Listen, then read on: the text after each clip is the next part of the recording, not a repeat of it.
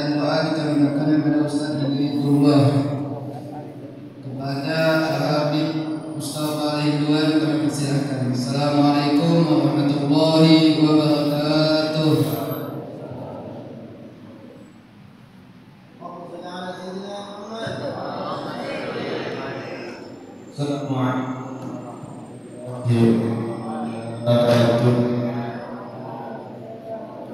Bismillah, alhamdulillah, salatu wassalamu ala rasulillah sayyidina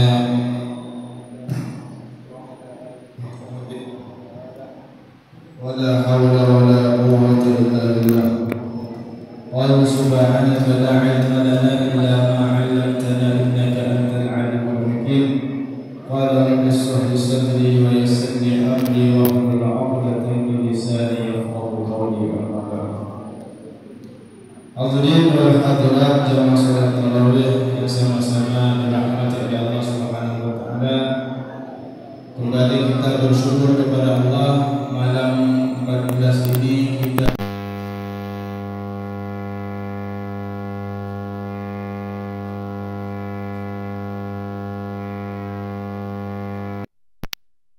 Subhanahu wa taala.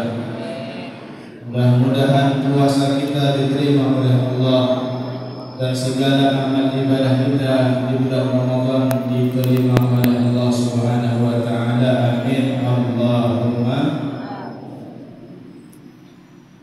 Disebutkan bahwasanya ada satu surat dalam Al-Qur'an yang maknanya sangat luar biasa sekali. Ada satu surat di dalam Al-Qur'an, ilmunya ketika kita mengambil hikmahnya sangatlah besar sekali. Sampai-sampai satu surat ini hadirin katakan oleh Al-Imam Asy-Syafi'i, Muhammad bin Idris Asy-Syafi'i, seandainya satu surat ini saja turun kepada Nabi Muhammad, maka tidak membutuhkan 113 surat yang lain. Karena apa? Yang mengandung dari satu surat ini maknanya, ilmunya luar biasa sekali. Satu surat tersebut kita hafal, pejamkan mata juga kita hafal. Surat itu adalah surat Al-Asr. Allah katakan dalam Al-Quran, wal asri innal insana lafi khusrin illa alladziina aamanu wa 'amilus shalihaat wa tawashaw bil haqq wa tawashaw bis sabr. Kita ambil manfaat dengan sesingkat-singkatnya. Allah Subhanahu wa taala memulai dalam surat ini dengan bersumpah. Sumpah. Allah mengatakan wal asr, demi masa, demi waktu, karena waktu hadirin akan diminta pertanggungjawaban nanti di akhirat di hadapan Allah Subhanahu wa taala.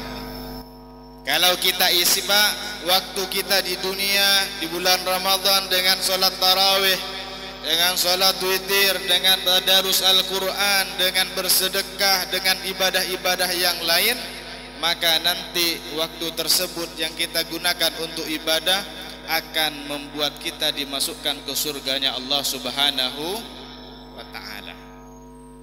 Kenapa Bib Allah Subhanahu wa taala bersumpah dengan waktu, padahal kan Allah di ayat yang lain sering bersumpah dengan sesuatu yang lebih besar. Contoh, wasyamsi wa duhaha, demi makhluk yang bernama matahari. Allah juga bersumpah dalam ayat yang lain, wal qamari idza tajalla, demi makhluk yang bernama rembulan, makhluk yang lebih besar, lebih indah daripada waktu. Setelah diteliti oleh ulama Pak, bahwasanya Allah bersumpah dengan waktu ini sampai 6 kali berurutan dalam satu hari satu malam. Saking pentingnya waktu ini Allah sumpah dalam sehari sampai 6 kali berturut-turut. Ketika masuk daripada waktu subuh Allah bersumpah was-subhi idza tanafas. Demi waktu subuh bangun, waktu mulia, gunakan waktu subuh untuk ibadah kepada Allah. Masuk waktu fajar, Allah bersumpah wal fajr, demi daripada waktu fajar. Masuk waktu duha, Allah bersumpah waktu duha, demi waktu duha. Masuk waktu siang, diingatkan lagi tentang waktu oleh Allah. Wan nahari idza tajalla, demi waktu siang.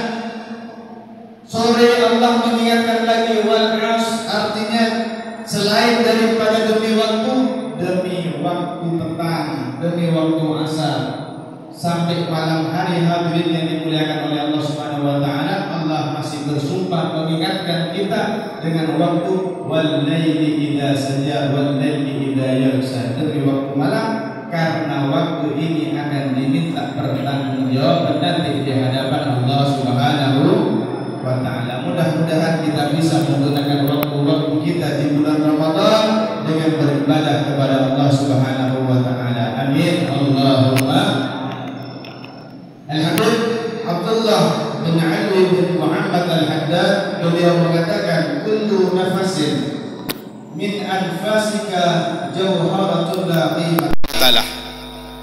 Fa idza fatala audalah, setiap hembusan nafas yang berhembus daripada diri kamu itu seperti jauharatun la qimatalah, seperti permata yang tidak bisa dihargai dengan uang manapun. Fa idza fata, jika telah hilang nafas kamu, waktu kamu di dunia ini, fala audalah, tidak akan bisa kembali. Waktu satu nafas ini sangat berharga bagi kita. Di atas dunia ini luar biasa. Kalau kita pengen tahu daripada mulianya, agungnya satu detik waktu yang kita lewati di dunia ini, tanya orang yang telah meninggal, tanya yang sudah ada di kubur, bahwasanya dia ingin daripada dihidupkan supaya hartanya, waktunya dia gunakan untuk beribadah kepada Allah Subhanahu wa taala. Saking besarnya waktu, sampai Allah Subhanahu wa taala bersumpah dengan waktu di dalam Al-Qur'an. Wal asri innal insana fi khusrin, sesungguhnya manusia merugi. Semua merugi, yang kaya, yang miskin, kemudian yang punya pejabatan, yang tidak punya jabatan, semuanya merugi. Siapa yang tidak merugi? Mereka adalah orang-orang yang beriman, yang beramal saleh kepada Allah Subhanahu wa taala. Ada dia mengaku iman tanpa beramal saleh, maka ditolak daripada keimanannya oleh Allah Subhanahu wa taala.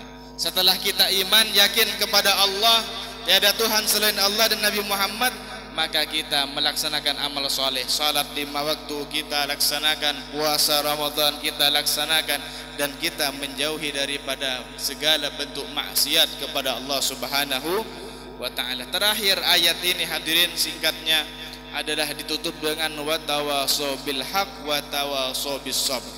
Kata Al-Imam Asy-Syafi'i, setelah kita baik, beriman dan beramal soleh, ya, salat kita bagus, kita puasa, kemudian kita ini selalu beribadah, maka jangan menjadi orang yang egois. Jangan menjadi orang Islam yang egois. Yang penting saya selamat, biarkan anak saya tidak sholat. Yang penting saya ibadah, biarkan istri saya membuka aurat. Jangan. Yang penting saya baik, biarkan orang lain tidak baik. Enggak mau menasehati teman, enggak mau menasehati daripada tetangga. Surat ini ditutup dengan daripada wa tawasau bil haq. Setelah kita menjadi orang yang baik, saling menasehati daripada kebaikan, wa tawasau bis sabr, saling menasehati daripada kesabaran. Mudah-mudahan bulan Ramadan ini kita gunakan waktu kita untuk selalu beribadah kepada Allah Subhanahu wa taala, dan mengajak daripada kaum muslimin semuanya untuk tambah dekat kepada Allah dan dekat kepada Nabi Muhammad sallallahu alaihi wasallam. Mudah-mudahan kita menjadi orang-orang yang berkah semua. Amin. Allahumma amin. Hadirin, assalamualaikum warahmatullahi wabarakatuh.